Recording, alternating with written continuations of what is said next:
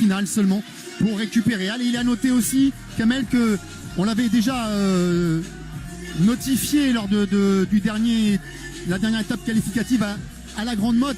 Il est compliqué évidemment de tenir entre guillemets les qualifiés pendant presque 6 mois, puisque le premier qualifié qu'on retrouvera tout à l'heure, Cédric Pénaud, s'est qualifié au mois de mars dernier. Ça veut dire que ça fait 7 mois au cours desquels il faut à la fois garder une activité et en même temps se préserver des blessures pour arriver dans les meilleures conditions ce soir.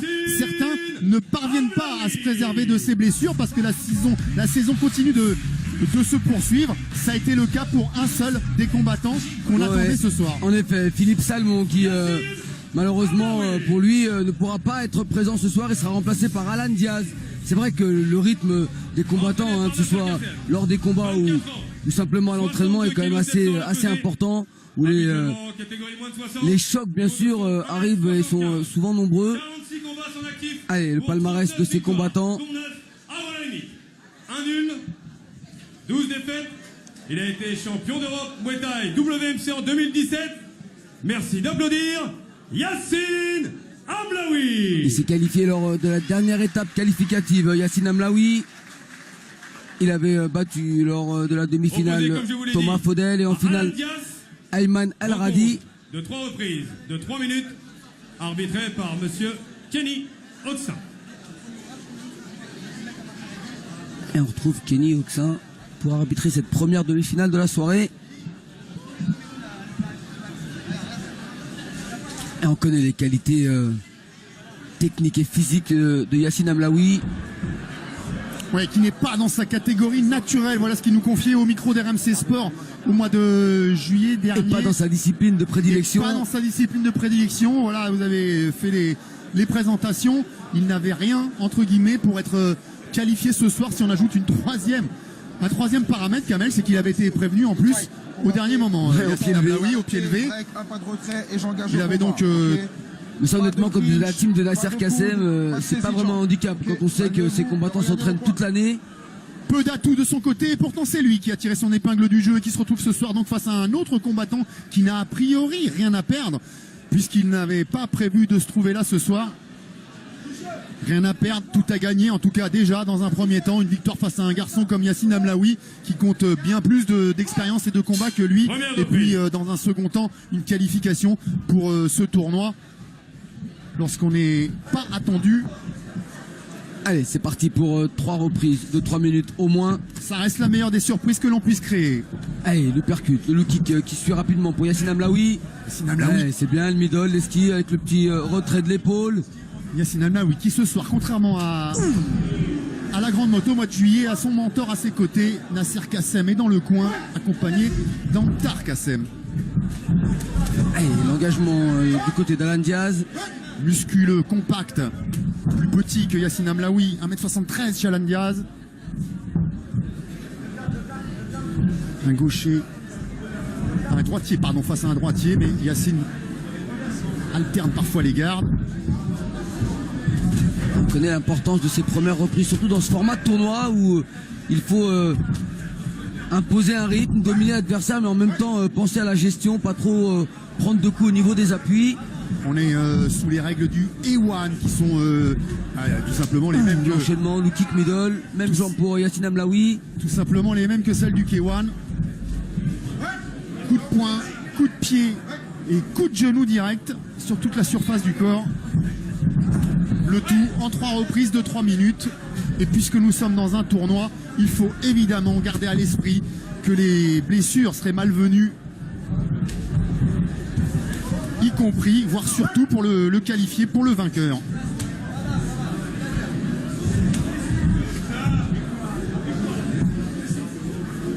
Allez, il y a du rythme déjà dans cette première reprise. La catégorie s'y prête, la discipline également. Et en cela, le Nakmoué Yassine Amlaoui a pris le rythme, a pris le tempo. Et il affiche une belle décontraction. Je vois déjà un petit saignement, c'est peut-être nasal du côté de Alan Diaz. Et revoilà Yassine en droitier, en gaucher, pardon, il est revenu en droitier.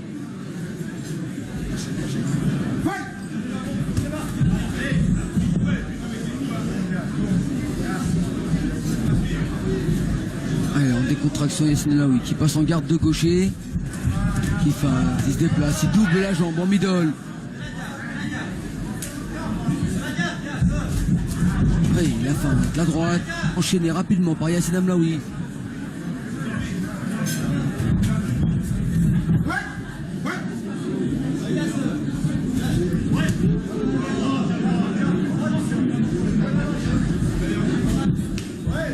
La distance, c'est très bien ce que fait Yacine Amlaoui dans cette première reprise. Marque ses points sans prendre de coups, sans se mettre en danger.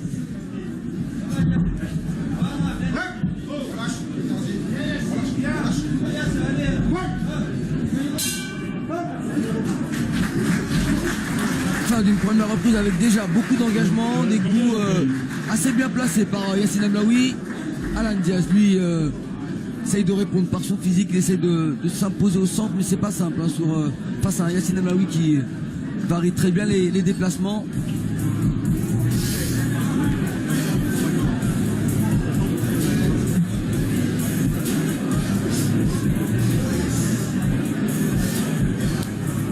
C'est vrai qu'on n'a pas trop le temps d'observer l'adversaire. Il faut rapidement rentrer dans le rythme, remporter cette première reprise. On le dit, c'est vraiment une condition vraiment importante dans ce format de 3 reprises. Et Yacine Amlaoui est peut-être un peu mieux parti qu'Alan Diaz. Il a plus de mecs que toi, il a plus de combat que toi. Essaie de travailler ta droite, essaie de bien mettre une bonne droite. Il faut pas la mettre n'importe où. C'est bien, tu réponds bien. Et Ryan Mekti dans le coin pour accompagner Nasser Kassem, Anta.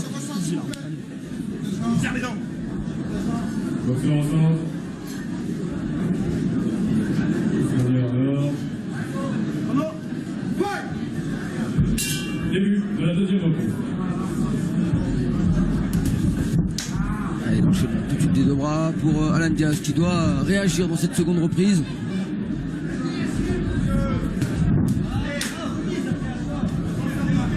Perdre la reprise, c'est encore pas très grave, mais également perdre la seconde reprise, ça oblige, ça force à prendre beaucoup plus de risques dans la dernière.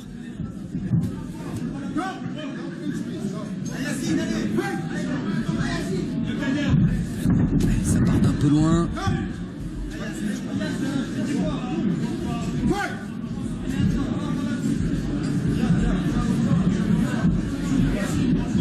Allez, gestion de l'espace avec les déplacements, les blocages. Pour Yacine Amlaoui qui revient en gaucher. Il n'y a pas encore la mobilité d'un kicker, mais on sent l'envie de bien faire là, dans ce combat pour Yacine Amlaoui.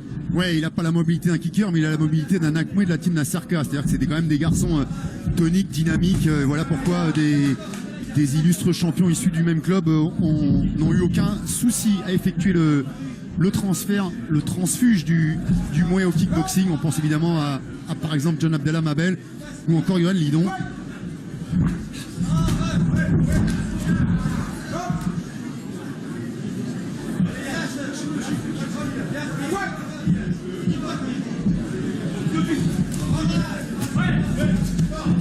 Attention, choc de tête.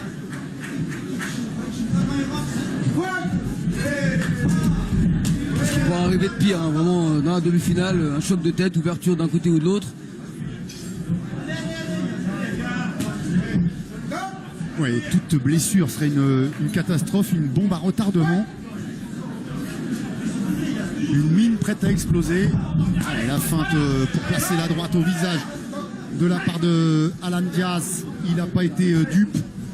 Yacine Amlaoui.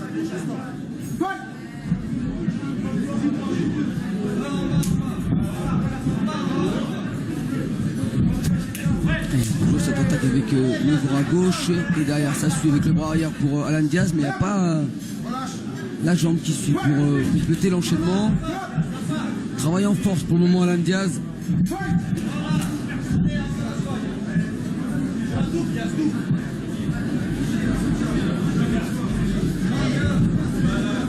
Ouais, c'est à l'image de son physique. Hein.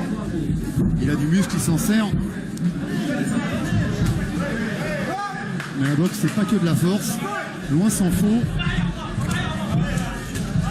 Sur cette droite quand même. On sent quand même de la puissance dans son anglaise. Ouais. On n'a pas à prendre de plein fouet du côté de Yacine Amlaoui. Ouais, l'avantage c'est qu'il est vraiment tout en détente et en souplesse, Yacine Amlaoui. pas du tout crispé, pas du tout raide. Il accompagne le coup si tant est que celui-ci l'atteint et c'est la fin du deuxième tiers de cette première demi-finale avec toujours un Yacine Hamlaoui en tête. En tête, mais il a peut-être moins distribué dans cette seconde reprise. Surtout sur le pressing que proposait Alan Diaz. Il travaille beaucoup trop en puissance, pas encore assez en souplesse et on attend de voir les enchaînements point-jambe du côté d'Alan Diaz.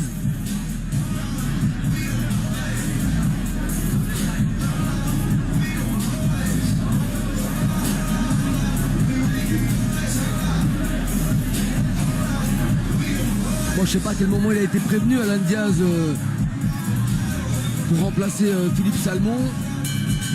Mais pour lui, c'est pas facile d'être face à ce combattant qui lui est prêt depuis un petit moment maintenant, même s'il a été qualifié lors de la dernière étape. C'était le 20 juillet pour Yacine Hamlaoui. C'est peut-être pas plus mal quand même d'être qualifié sur la dernière étape parce qu'on reste dans l'ambiance, on a toujours l'objectif en tête.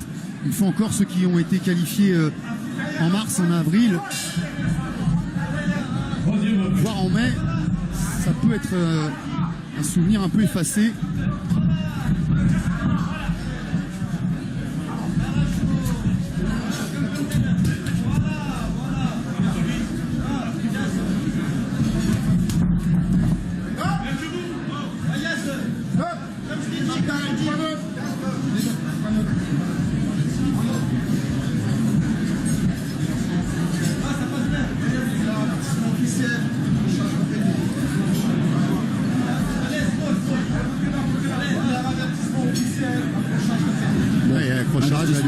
Mais comme c'est pour les deux, bon, ça s'annule. Allez, tout de suite la reprise avec le high kick jambe gauche.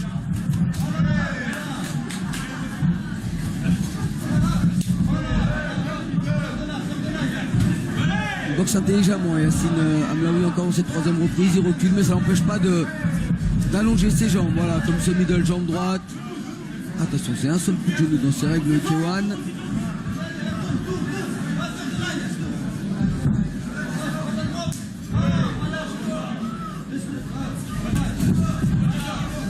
Facile pour Alan Diaz d'approcher Yacine Hamlaoui qui sort très bien.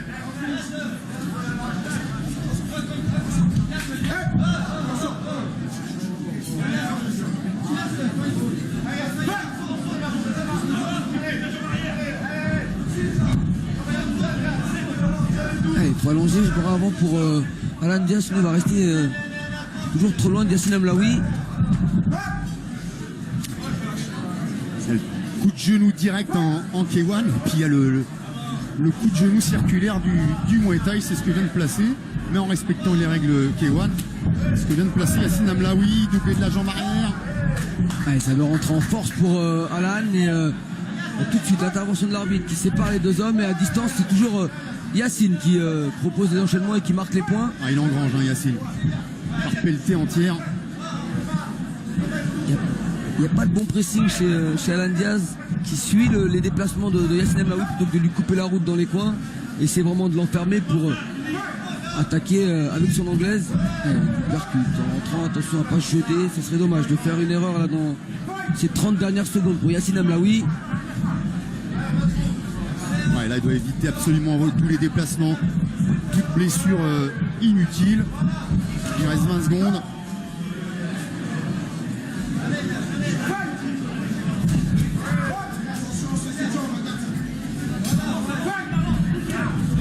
Attention à cette droite. Arrivé sur le haut du crâne de Yacine Hamlaoui.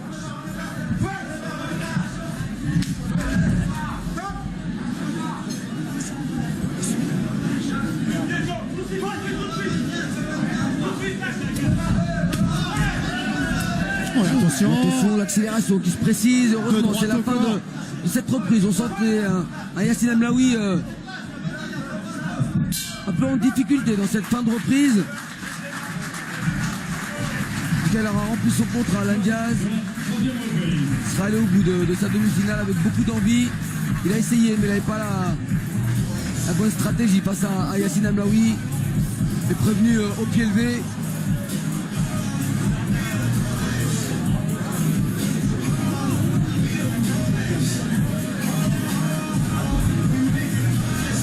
combat intense d'un bout à l'autre des 3 reprises.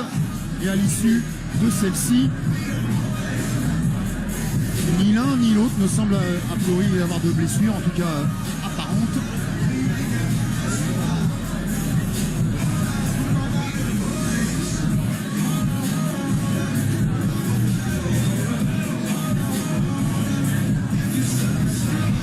Décision rendue. On va concentrer, s'il vous plaît, merci. Victoire assurée. Point rouge, Yacine. Logiquement déclaré vainqueur. Et le premier à décrocher son ticket pour la finale, Yacine Amlaoui. Et on peut féliciter Alan Diaz. Il n'a jamais simple de se retrouver dans une soirée comme ça.